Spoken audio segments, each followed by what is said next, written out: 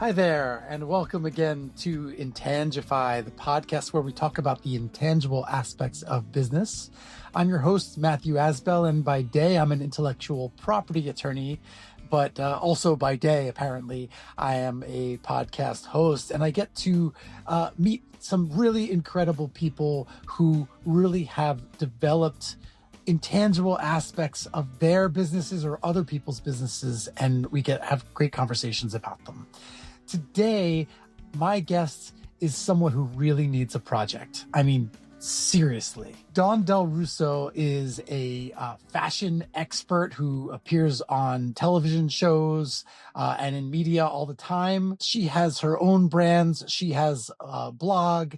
She's got a million things going on. And so, Dawn, welcome. And hopefully, I won't feel paled by comparison when I talk to you.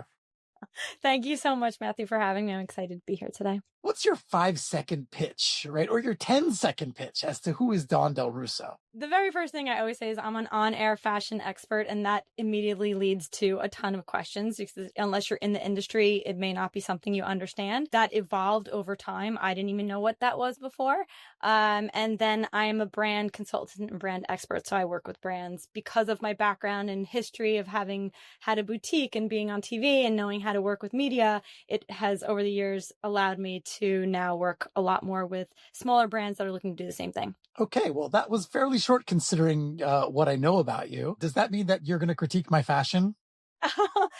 What's funny is that comes up a lot. I don't feel like I do that, but maybe subconsciously I do, but no. And I love the color you're wearing, so that's a good start. That's one of my favorite colors. When I started, and it's so funny to talk about how long ago the very first TV segment I ever did was with Fox Good Day New York, and it was like 2005, 2004, 2005, and they had fashion experts doing daily shows in the morning. You would go on, you would do a segment for 3 minutes, talk about different trends, things that were happening. And I quickly learned what that was. And I didn't know how to become it. I'm one of those people who just jumps in and does it. I'm like, I got the phone call. I had no idea what it was. And I said, let me give it a try. And I loved it. I immediately loved it. I loved being on camera. I loved that in the moment feeling. I've always been passionate about the fashion industry from a very young age. It was something that I was always wanting to be involved in. I grew up in an entrepreneurial family. My dad has a construction business. My mom was an interior designer. So I think that led itself to me wanting to both start a business, and then my dream is to work in fashion. So the two really came together. And the fashion expert came a little bit after having had a boutique. I had a brick and mortar boutique that I started when I was 23 out of college. I was still living at home, and my friends were going and getting apartments and doing all that fun stuff. And I decided to stay at home. And rather than putting money into renting an apartment, I put it into having a physical store. And to this day, and that was 2004, to this day, I am so glad that I did it. It's one of those moments where someone says, you're better off doing something and not regretting it versus never. And I can vouch for that 100%. Oh, I have a story like that too. When I dropped out of med school to release a record album, that turned some heads. My mother was really happy about that too. I'm sure. But you got to do it, right? You do. And I never realized, and I don't think at the time I would have ever known that it was like the base that created everything. I mean, it really was. It was so, in hindsight, I felt like, oh, I'm a girl, I'm opening a boutique, I'm going to sell some clothing and accessories and work with brands, and that'll be fun. That'll be my career. And I had no idea how much I would expand from there and how much that solid foundation would create most of my business now. So it's just incredible. So where was this boutique? In New Jersey, in Verona, New Jersey, near Montclair. So I didn't live in that area, and I was on a search for locations, and I was going with my dad. I don't know. I can't even name how many places we went to look at. I went to look at an old church that they were renovating. I looked at this little tiny space that was very close to my house, but realized that I have no foot traffic. I was still young and didn't really luckily had my dad who worked in an industry that knew what some of the base points you needed to look for when finding a place to do retail out of. And even then, finding this location was, I still go past it here and there. It was a great location, but it had its obstacles. I thought that there was like a parking lot in the back, but you don't realize that parking lot in the back doesn't mean people want to walk back there and walk to the front, oddly enough. I had there's a park across the street. I had a river that ran next to me. It was such a pretty view. Every time it rained, it flooded and you couldn't get in my door. So, and not to say that that was, you couldn't have really predicted those things, but it really built a strongness in me to survive and know that how do you keep going? And I did that for 9 years and it was good. It was great. And it really did allow me to create a new business working in fashion. So that was a fun challenge. So what was it called? It was called Bella Dawn. I love the name Bella, and I used my own name, Dawn. A little bit of a Italian, I guess, side to it, the Bella part. And it actually is what I continue to use as my LLC throughout business. So that's my main business brand, Bella Dawn, and we just transitioned it out of retail. And I still use it to this day for all the smaller businesses that kind of umbrella underneath it. So if I go to that location in Verona, New Jersey, now I will not see Belladonna. I'll see.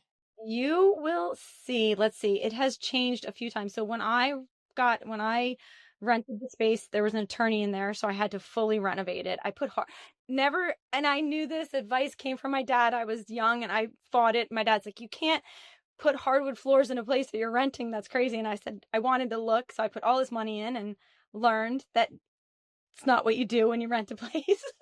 And now it is a salon, a small salon. It was a music studio for a little while after I left. I think that's who took it over from me. And now it's a hair salon. So I'm sure they're benefiting from they're like really nice, rich, dark hardwood floors. And I put like a platform up to put mannequins in. And it had sort of a shabby chic. It was gorgeous. It was a small space. It was only like 1,000 square feet, but I loved everything about it. Huge window in the front, huge window on the side, a little office in the back. It was a dream come true. I had written in a journal in college. I went to school for business management, and I was in these classes writing every single day exactly how I envisioned it, and not knowing that's the whole, manifesting visualization thing. But that's what I was doing. And it was every single day adding to this dream. So when it came true, it was incredible. And then 9 years later, when I left it, I sat by the window and I wrote myself a whole, not a journal, but like a few pages of how I felt, what my experience was, and knowing that as much as I was leaving behind something it's scary to leave behind something that you built, especially when you dreamed about it and really thought this was like your biggest accomplishment. Like, I'm doing this. And then to let that go. But I knew that was the pivot that I had to make to grow and become, a bigger, more successful place in my life. So you didn't envision like finding somebody else to run it and keep it going or something of that nature? I thought about it. I had a couple of part-time employees and actually worked with someone to do that so I could, because while that was happening, I was starting to do more TV. So I was going and I had to have somebody there to do it, but I was still doing all the buying for it. I was still merchandising it. They essentially were the salesperson, able to make the sales and handle that, which was great. And I think I could have now, if I did it, I would probably know how to manage it a little bit better, where I maybe could be there less and have that successfully happening. At the time, websites weren't even a big thing. So I remember I knew I needed to have an e-commerce site, and I didn't. It was not like you couldn't go on Wix or Shopify or any of these sites now to build that out. And I went to a few different companies and ended up spending an insane amount of money to build out an e-commerce site because I thought that would be the answer to all these, having orders come in, and I wasn't going to be there. So I kind of juggled that for a little while too. And the decision really, I started traveling a lot for TV. So I was going out to LA to do segments. I was going to Chicago to do segments. I was working with a lot of brands and PR companies. And I just felt like I didn't want to split my time and have to give it the time that I'd have to put into the boutique still, and then also be putting it into an on-air expert. I wasn't ready to do that. And now I think, well, now I'll tell you about what I have going, to show you the way things kind of cross over. It's it's 20 years later, and in New Jersey, there's a very, very large spa boutique. They have a spa, hair salon. They have a huge, huge location. And they had this whole area that they had a boutique in that they didn't have a buyer for about 3 years ago. And the owner, I had gone there. We kind of, during COVID, talked about products they had and stuff like that, and reached out and said, do you think that you'd be interested? You wouldn't have to put a lot of time in. We need a buyer for the boutique to buy product, and we need someone that knows trends and knows, customers. And I had a lot on my plate. I still have a lot on my plate, but Nah. it was it was this little like twinkle of excitement that I got. And I had to say yes. It was just like I had to say yes. And this was 3 years ago. And I am so happy. It has been the greatest feeling to be able to, one, not have to carry the overhead that I had to carry in my own boutique. And I really get just the joy out of what I was doing in my boutique here. So it does come full circle. And I think that it says a lot about what you've done and where you could possibly go. And closing a door doesn't mean that it's closed forever. It doesn't mean that other opportunities are not going to come up. And you have to fulfill that in you. Like these little things that happen that you maybe let go of and feel scary. If you trust the process and trust where things are going to go. I mean, it was years later, but I'm so excited, and I feel like this can grow into something. Every day that I do this, I think to myself, wow, who knows where this can go or what can happen out of this. So it's just amazing that could happen, and you don't really know it. You just have to inside know that if it all works out, it will. It all works out one way or the other, right? Yeah, somehow. Yeah. And as long as you try, like you have to it's funny letting go of things. And I'm not saying I can always easily do that. Yeah. I'm not sometimes very good at that. But that's what business has really taught me, that holding on to anything too tightly just will probably destroy it faster than if you just let it go and sort of see where it all flows to. I probably could learn a little bit from that. So, all right. So let's back up. College graduate, off running her boutique. While you were doing that, you started to do this work in television. So tell me about this first opportunity that you did in television. So this opportunity came up, and it was I don't like using the word luck, but it really was just like this. I was selling this product called bubble bands. They were these bands. They were like not lingerie, but they were like when J-Lo was big, when everyone wanted this like J-Lo butt. And they were these bands that you put on. They were just like a strip of fabric. Brought it into my boutique, and I said it was sort of like a fun item that I didn't really think would catch on, that people would really care about so much. Like they went around the top of your leg. You wore them with jeans, and they just made you look like they were like shapewear, essentially, like a shapewear that now is everywhere, but then it wasn't as big. And I brought these bands, and they were called bubble bands. They had a cute name, and Fox Good Day found out about them, and the J-Lo video was really popular with Ben Affleck, where she's on the boat, and it was like a whole thing. Early 2000s. And they called me, like phone, not email. Now everything's email. They called me, and I had a message on my home phone. It wasn't even a cell phone. And I had gotten home. It was my home phone, and I got home, and it was 9:00 at night, and I listened to this message. It was Fox 5. We'd like to come, producer from 5. We'd like to come to your boutique and talk, feature this product. I didn't even believe it was a real phone call. Like, could this really be? So now I panicked because it was 9:00 at night, and I'm like, it's such a feeling. That first one is such a feeling that goes through you. And I was living at home, and I ran into my dad's room, and I said, Dad, I listened to this message. Is this real? Is this, do you think this is real? I immediately called back. I didn't care what time it was. It was real. She answered and we talked, and her name was Namwa Delaney. I don't even think she does on air anymore. But she had called and she said, "Can we come the end of the week?" I didn't know the process of TV segments at all. Like, not one bit of it. I've seen them on TV. I didn't know what the behind the scenes process was. I said, "Yes, you can come. Come and do it.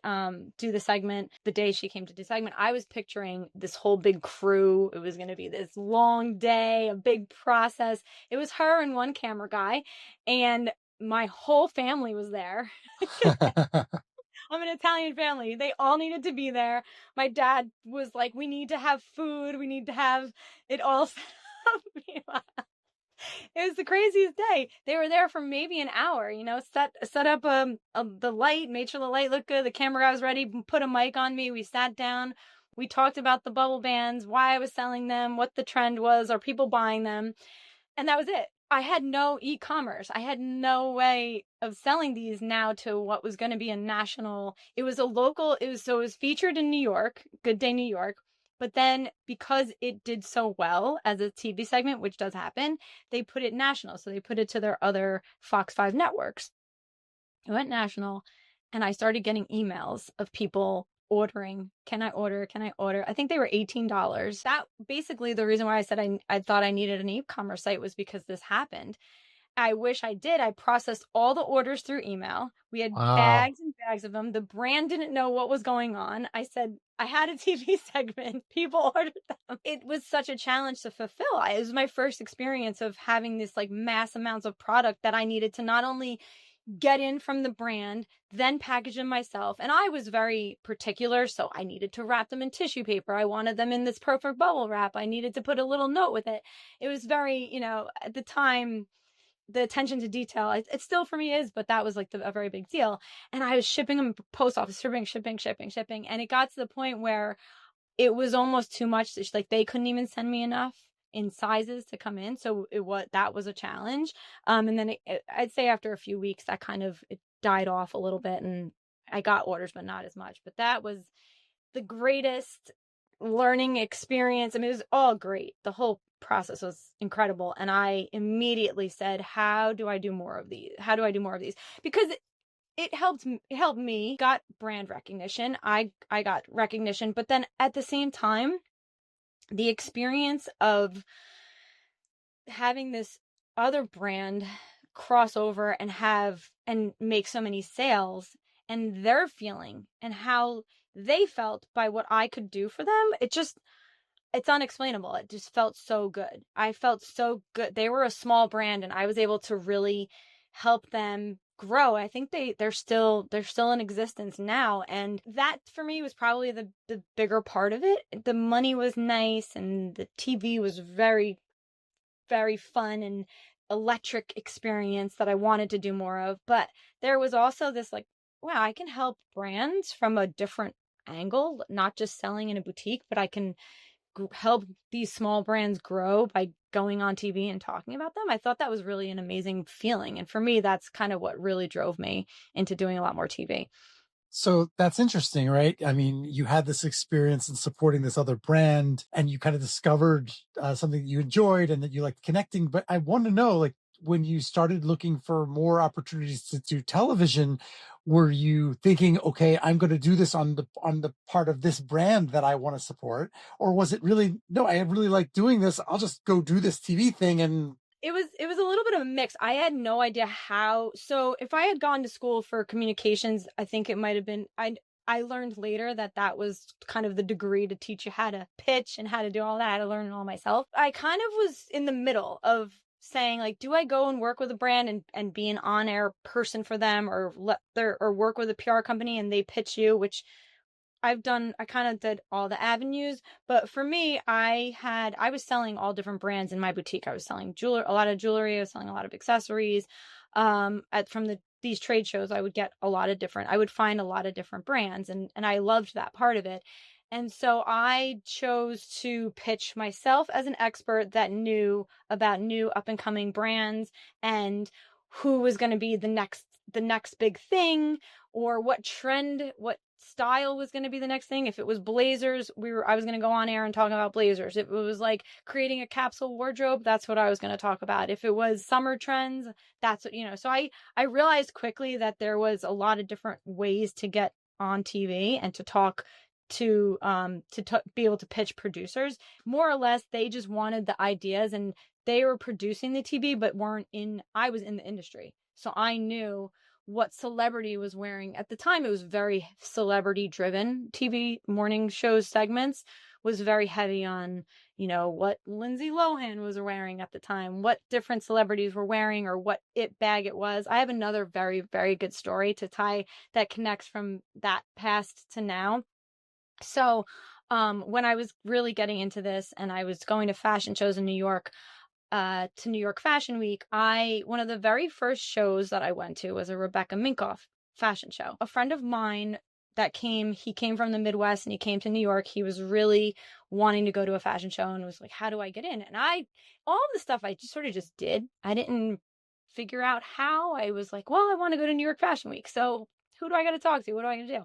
So I got an invite for Rebecca Minkoff in 2005 and 6. She was selling this handbag that was like called the Morning After bag, and it was all over TV. It was really big.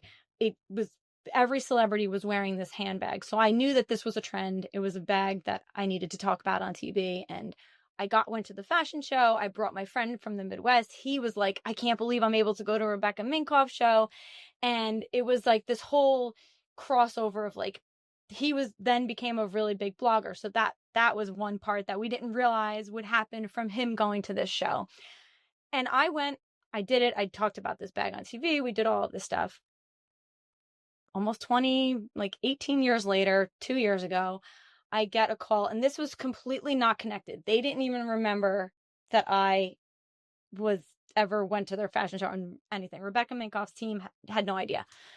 They reached out. They said to me, we know you're an on-air expert. We're looking for someone to represent the brand on QVC, selling handbags on QVC. Complete full circle moment, because I said, oh, you were the first fashion show that actually helped me get to the next place in my career with TV, with, talking about celebrities, talking about handbags, and they couldn't believe it. It was amazing. I met when we first started, I've been working with them now almost 2.5 years, met Rebecca, and she was amazing. And it just, in that moment, I was like, this is incredible. You can't make these things happen.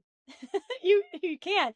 If you told me when I was my young self, 26 or whatever, that I was sitting at a Rebecca Minkoff fashion show, 20 years from now, you're going to be representing her brand on TV. And she said, oh, you'll be my doppelganger. And I was like, that's amazing.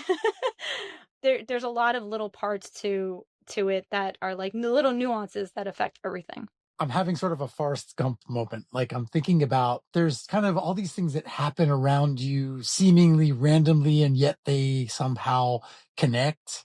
And, because you're attuned to them or whatever. But there are these people that will into existence these types of things, right? Yeah. That they know they want to do this, and this is what they're going to be. And I'm going to be so-and-so's person. And then they end up there, right? So it could be either way, right? Or both. And I always say this, I even say this, like I have a girl working with me now, and she's very young, and I said, yes, it's so important to, let things flow or happen, but at the same time, the work that you have to put in and the being there is so, so important. I never said no to anything. I was late nights, early mornings. If a TV segment, if a producer called me and said, can you be in the city in the next hour? I was there. There was no question. I figured it out. I was going and I was doing it. So I think that really plays a part. And I was always learning and trying to figure things out. So when I was on a TV set, I was like, what is the producer actually doing? What is this camera guy doing? Where do I have to be? Why do they want me to stand here? What works? What doesn't work? Why did they pick this segment idea over this other one? So as much as it was like, felt lucky, it also was so much effort put in, and maybe I disqualify some of that myself because I feel like it's just happened. But I to this day am a very hard worker and a person who's willing to do whatever I need to do to get to the place that I want to be. That's totally true. And you can't take for granted all the work that you put in, right, to get where you are and to get the opportunities. It's at the same time, though, it's sort of as you were saying that, I was thinking about people I know. They've advised me, like, you need to say no. I'm told you need to say no. Like, what do you mean I need to say no? I need to find a way to do it no matter what.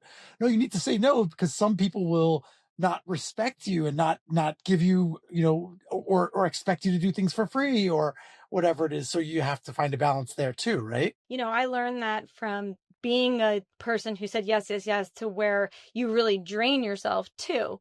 And at one point, I was saying yes to every opportunity, and I was in California one week, and then I was in, another place, and then I was back there. And it's like, when do you learn what's going to be good for you too?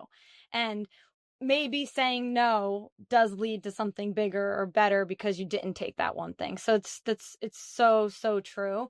And something that I think maybe you learn it over time or as you get older. I feel like it gets a little easier to say no, maybe because the opportunities come through in a different way versus where you're always like chasing. I feel like there's a little less chasing now, at least. Maybe. Like there's a joyous feeling about being able to say yes. You're sort of like, oh, maybe I should say no. Maybe there's a better opportunity, but at the same Right. time, it's like I want to be able to say yes. Like, it's a Yeah. nice thing, right? Exactly.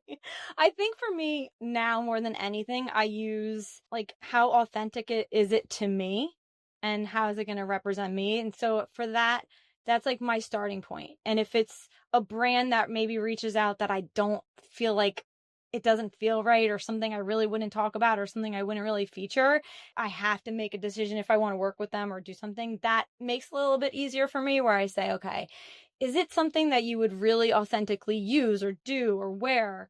And that has been the best way for me to make like a conscious decision of whether I want to do something or not. That's where I start, at least. That actually makes a lot of sense to me. And I think even helps us segue a little bit.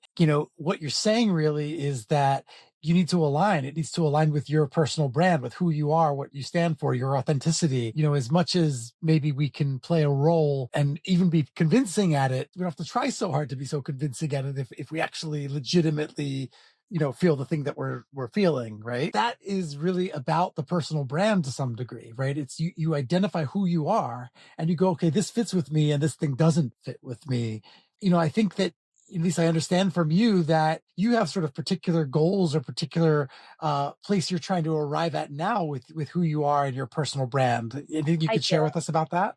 I do. I mean, I feel like I worked very hard for I continue to work hard for other brands, and I see how they grow, and I don't give myself the credit sometimes to say like I did that or I helped with that or I made that come to life. And I started to step back. I stepped back, and it sort of goes towards what you were just saying. Through the years, you get lost. Like, who am I as a personal brand? Like, what do I represent? Now I'm older. Do I feel the same way about that? Is it something that I want to do? And I kept questioning that, and I kept saying, like, where do I stand and what can I do? And how can I start showing more of who I am? And sharing it from like my own personal perspective. And that's when I really leaned into my blog and my site, Live the Glamour. I really said to myself, okay, this is going to be a focus as I have the time to really put that effort there and use it as a platform that does still feature other brands and show them in a good light. But I have control over that. I have the say over it. I get to pick and do everything. So I essentially get to be the producer of that, the editor of that, the creator behind it. Before, I was always going through a producer. I'm always talking to an editor. Can we edit this down? Can we change this? Maybe we won't feature this brand. And that side of things. I mean, I just did a segment 2 weeks ago with Inside Edition, and it was a great segment. But you don't always know who's the brands that you reach out to that can be on the show to feature the clothing. They get cut. At the end of the day, I watch the segment and I see what they decided they wanted to leave in and what they wanted to take out. And that's so hard on me sometimes to say like, oh, I put so much work into this. I really believed in this whole idea. And now I'm going back to the brand. I'm saying, well, they cut that. They're not using that. They're not going to feature this. We're not going to talk about you. On Live the Glamour, I'm able to control all of that. And I have the say in all of that. And so if I really believe in something, I could put it there and I know it's going to be there and it's going to exist there. And I feel like I'm at a point in my life where I've learned so much that I can build this to that type of platform that I want, that I feature and work on all the time. Sounds a little bit like a Hollywood film star who wants to direct. Yeah, exactly. I think it must be that natural evolution that happens. You mentioned the site, so it's livetheglamour.com. Livetheglamour.com, yes. So you're featuring fashion brands. What are you doing there? I am. So on this site, I feature fashion, beauty, lifestyle, wellness, all the things that I really encompass and that I've been over the years doing on social media and my YouTube channel. It compiles over onto this site. So on there, I regularly speak about, so I get insight so much on new brands, new trends, new things that are coming out that sometimes don't always get featured right away. Maybe they're too small and, the big company doesn't want to feature them. Or as it's happened over the last few years, a lot more TV and media are requiring like ad payment. So it used to be totally pure PR features, editorial content that wasn't paid for. You liked it, you talked about it, it got featured. Now there's a lot less of that and a lot more, well, they're an advertiser on our show, they're an advertiser in our magazine, so we can feature them, versus a very small brand who maybe is a year old and they're pushing so hard and they've created something so amazing and they have no access to any of that. So if I can be that place that they can start and they can grow from there, and with my relationships and I think some of the exposure that I've already created, it sort of elevates them faster than if they were just on, created their own site or did their own thing. So that's really my goal. And it does go a little bit back to why I started my boutique, is because I wanted to be able to show up and coming brands and have a way to bring something that, wasn't in a department store and now it's in the store local to you. So I'm doing the same similar thing with the blog site. Who's the target audience for this? Is this the general consumers, or are you trying to get industry folks, or both, or what? No, I'd say it's more consumer based for sure. I'd like it to really be, so there's sites that I grew up, the years that I started my boutique, there were certain sites that I loved going on, and there was one called Daily Candy, and I know Daily Candy. I did trademark work for Daily Candy. No way. Yeah. So I'm working on trademarking my site right now. That's so funny. Cool. I loved Daily Candy. I thought it was an incredible concept. And I got these emails and I was always on the site and I was always looking for their content. Because for me, they were bringing, especially because at first I think they just started with New York and they branched out, or maybe LA and New York. But they would tell you new places to go in New York. They would tell you a new pop-up that was happening. It was consistently telling you new things. And that doesn't exist really anymore. And that's in my head, that just sits in my head as something that, and if I could not recreate it, but do something on my own terms in a way like that, that's what I would love to do. Because I feel like if I'm searching for that, other women must be searching for something like that. And something that's very, again, authentic, that it's not paid. Someone didn't go to the site and say, hey, I have this new perfume and I'm going to pay, I'll pay you this amount and you'll feature. I don't want any of that. And I know that as a business person, that may be a very hard concept to take, because, like, how do you scale? How do you do, there's a lot of questions that then come up. But for now, that's how I'm keeping it. And there's no advertising on it.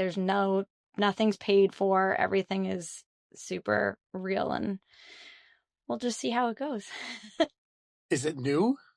It's not new. I've had it for years. I've actually been working on the site. Let's see, maybe about 6 or 7 years I've had it.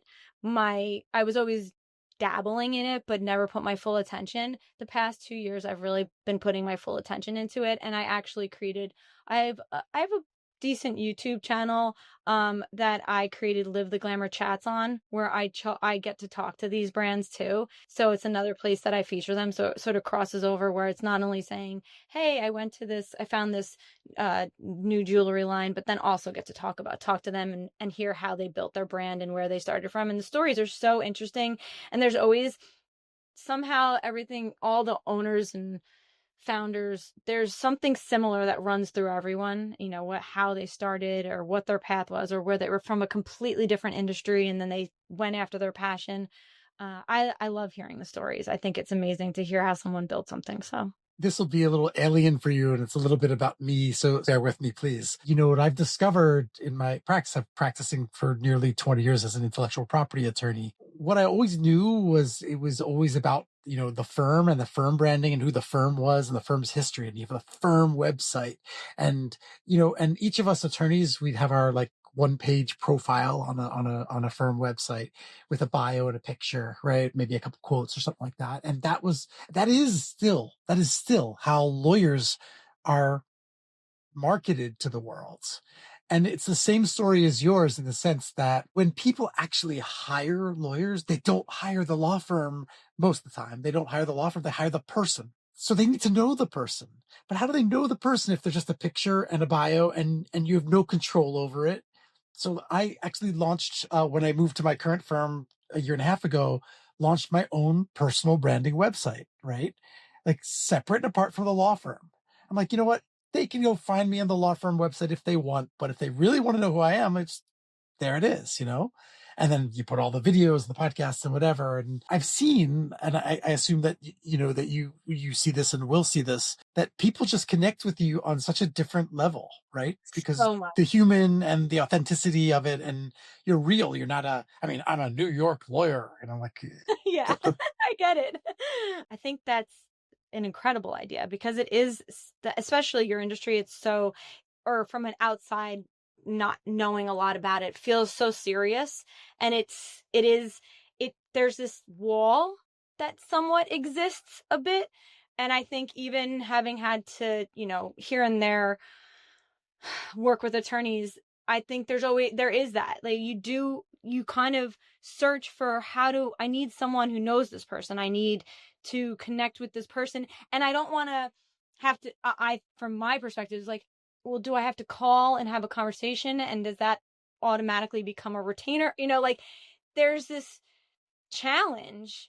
And there's a lot of like a big guard up. And I think the fact that you're sort of changing that is incredible. Just the fact that you're doing this podcast, because I went to your site and I was, I've tried to figure it out and understand, where you were coming from. And I honestly said to myself, this is so interesting that he's doing this and the people that you've interviewed, all the different things that you've done.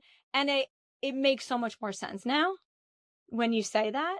And I think it builds a trust that wouldn't have existed before that if you were just that face on a website.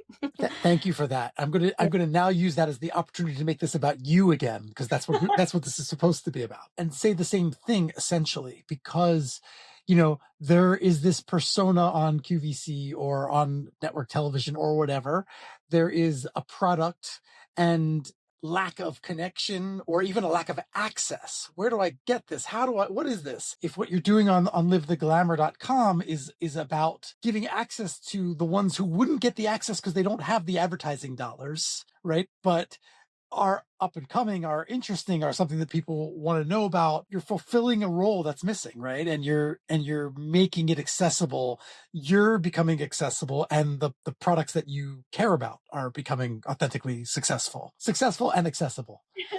That is exactly, in a nutshell, what I'm trying to accomplish. So you said that perfectly. I introduced you as the person needing projects. You clearly don't need projects. Do you have more projects than this? I do. Oh my God. I do. I think so. I have the boutique that I curate. I do QVC for two brands, Mark Fisher and Rebecca Minkoff. I love doing that. I love that TV time. I still pitch TV segments and work with brands on TV segments. And for me, it doesn't feel like a lot because I do brand consulting with some brands as they're trying to build their business and figure out entryways into media that they may not know. And I think it's very confusing to brands and people. You can be pulled in a lot of different directions. So a big part of the business side of what I do is the brand consulting, the blog, Live the Glamour, and the YouTube that I do that has kind of sort of somewhat come naturally to me. I think because it's what I've been doing for years. I just never really directed it towards more of my own thing. On the horizon, I would say I have a dream, and I am putting ideas together and working on ways that I can formulate a TV show with maybe like a Hulu or a Netflix where I can I have this idea that I want to do what I do on the blog and bring it to life on TV. Sort of like if you watch Chef's Table. I'm a big food person. I love cooking. It's like my passion on the side. And I love Chef's Table. I love how they highlight these people that you may not, if you're not in this industry, you don't know. And I think there's a space for that in the fashion and beauty world. Now I want to know, how do these brands for whom you consult, not the big established Rebecca Minkoffs, how do they find you and how do you find them? I spend a lot of time like searching and digging, and like I travel a lot. And I think that really lends itself to finding brands, because when you can like immerse yourself in these new places, whether and it could be a local, a very local place. Like just recently I talked to someone, this girl, she's in her mid-20s, and she's like bringing back crocheting, but in a really creative and useful way with these bags that are stunning. They don't look like a handmade, like I'm in my home crocheting. They look like these beautiful bags that a designer would be making. And so that's super local. That's in a little, I happened to go into a boutique and saw this brand, and we, you talk. And then there's also, you take a trip across the country, or you take a trip to Europe, and you go into boutiques, and so sometimes they're selling these brands because they know them, or because they're local to the area, or they did their own research. But that's pretty much a lot of the time that I spend, is really digging deep into finding them. And then when I find or purchase it myself, or if I'm in the boutique, I really dig deep to see like, how was it made? Where was it made? Is it mass produced? Is it just a small business? Because sometimes you can go to a website and think it's a small business and then find out that it's actually not at all. A lot of Instagram's a great place. I use social media a lot to find brands. I think my algorithm probably directs me a little bit more now that way too. So I have a little advantage, but now I feel like I work with PR companies for TV, so they're always pitching brands. But a lot of the times it's through word of mouth, or someone says talk to Dawn, and I'm always open to the conversation. Like I will do a phone call, or chat here and there. I will do it. I will make the time. If it's midnight and you're like, can you just get on a call for 5 minutes so I can ask you a couple questions? I am like one of those people, because I think doing that for me has always created these long-term lasting relationships where we do end up working together and, having good things come out of it.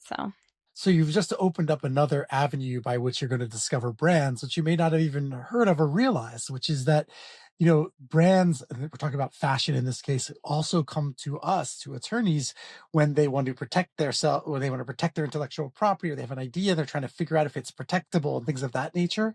And so, and many of us don't actually know people in the business to whom to refer them, as they mention, hey, I really want to go do X, Y, or Z. We know how to help them, get their legal right, stuff in order. right. So now when some fashion brand comes to me, you're going to have some time at midnight to talk Yeah. to my potential or actual clients, or those who couldn't hire me. That's how it all works. I mean, if that's really how it all works. And it's funny that you said that, because a pen brand reached out to me, and they said, I know we're not fashion, but we would love to somehow cross over into that industry and make our product more fashionable and relatable to those consumers. And I thought it was really interesting and I loved the idea. And I said, I will absolutely work with you because there's so many collaborations you can do. There's so many ways that you can maybe work with a fashion brand and do like a small limited edition collection with your pen. And every single girl that purchases that fashion brand as itself would love to buy, your pen, even if it is $36, because it just says, that brand on it that they're passionate about and that they love. So I think there's so much that you can do, and opportunities come up all different ways. You're going to love this headline. Dawn Del Russo brings back the pocket protector. There we go. Hey, It's now in. that doesn't sound terrible.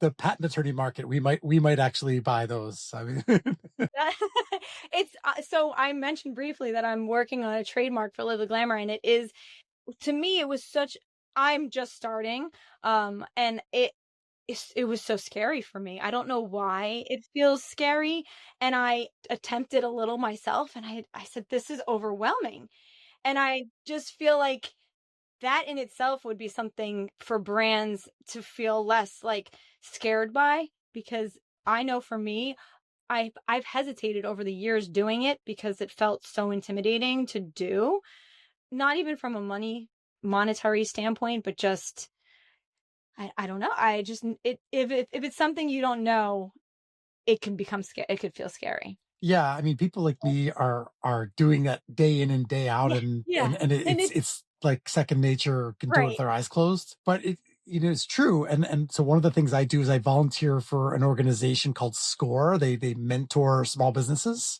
Um, and so in SCORE, you're paired with a mentor, and then the mentor can bring in experts. They can bring in, so they'll bring me in as the IP expert. I was on a call this morning, for instance, and I have to spend like a half hour answering some questions about it just to help them feel a little bit more at ease and whatever. Of course, there are people who hire lawyers to do that stuff. You can do that too.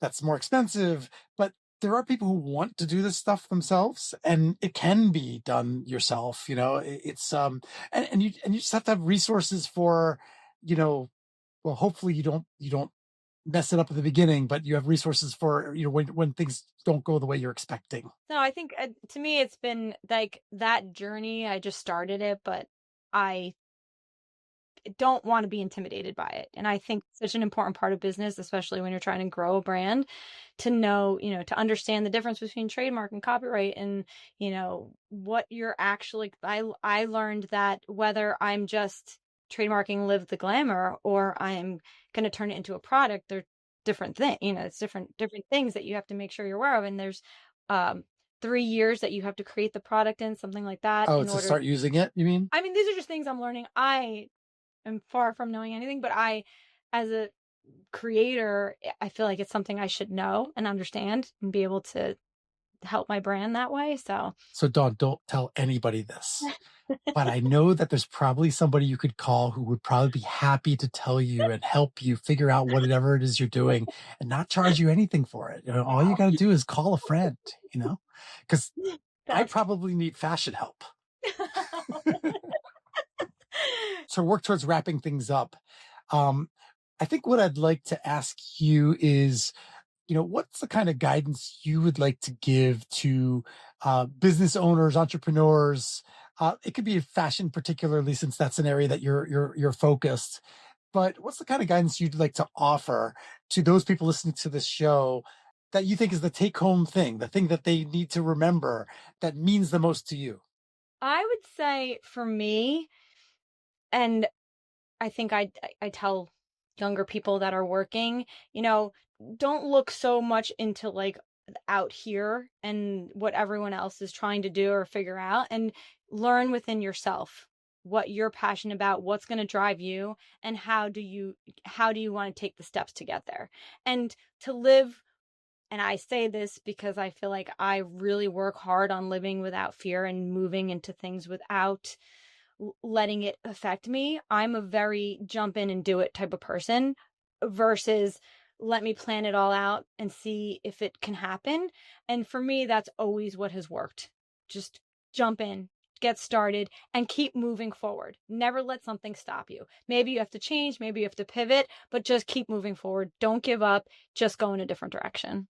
I love that. You're a bull by the horns kind of person, and as evident, right, from the college student who opened the boutique, and where it took you, right.